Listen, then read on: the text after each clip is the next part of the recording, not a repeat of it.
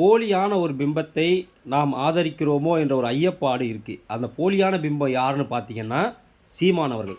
இன்றைக்கி சீமான் பெரியாருக்கு எதிராக மிகப்பெரிய ஒரு குரலாக ஒலிக்கிறார். பெரியாரை கடுமையாக விமர்சிக்கிறார்.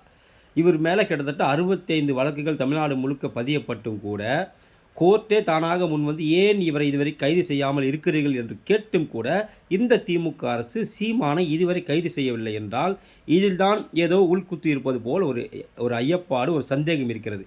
ஏன்னா இவர் பெரியாரை பற்றி இவ்வளவு விமர்சனம் பண்ணியும் கூட அதிமுக நிர்வாகிகளோ இல்லை எடப்பாடி பழனிசாமியோ இல்லை மற்ற நிர்வாகிகளோ ஒரு வார்த்தை கூட அவருக்கு கண்டனம் தெரிவிக்கவில்லை. யாருக்கே சீமானுக்கு கண்டனம் தெரிவிக்கவில்லை. ஏன்னா அவ்வளவு கடுமையாக விமர்சிக்கிறார் யாரை, பெரியாரை.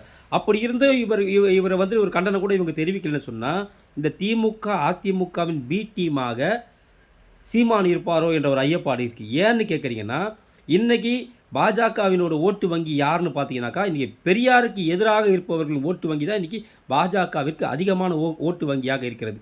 அந்த ஓட்டு வங்கியை சீமான் பெற்றுவிட்டால் இங்கிருந்து பாஜகவை விரட்டுவதற்கு திமுகவிற்கும் அதிமுகவிற்கும் அது ஈஸியாக போயிருங்கிறதுக்காக இப்படி ஒரு நிலைப்பாடை அவர்கள் எடுக்கிறாங்களோங்கிற சந்தேகம் இருக்குது. ஏன் இது வரைக்கும் அவரை கைது பண்ணலை? சீமானை ஏன் இது வரைக்கும் கைது பண்ணலை? அது மட்டுமல்லாமல் 234 தொகுதியில் நிற்கணும்னா ஒரு பெரிய கட்சி, ஒரு ஆளுங்கட்சிக்கே மிகப்பெரிய ஒரு சவாலாக இருக்கும்போது இவர் தொடர்ந்து தனது வேட்பாளர்களை அனைத்து தொகுதியில் நிறுத்துகிறாரு. அது எம்பி எலெக்ஷனாக இருந்தாலும் எம்எல்ஏ எலெக்ஷனாக இருந்தாலும் இடைத்தேர்தலாக இருந்தாலும் தொடர்ந்து நிறுத்துகிறாரு. கருணாநிதி பேனா சிலையை நீங்கள் வைத்தால் உடைப்பேன்னு சொன்னார். கடுமையாக திமுகவை விமர்சிச்சும் கூட ஏன் இவரை இது வரைக்கும் கைது பண்ணலை?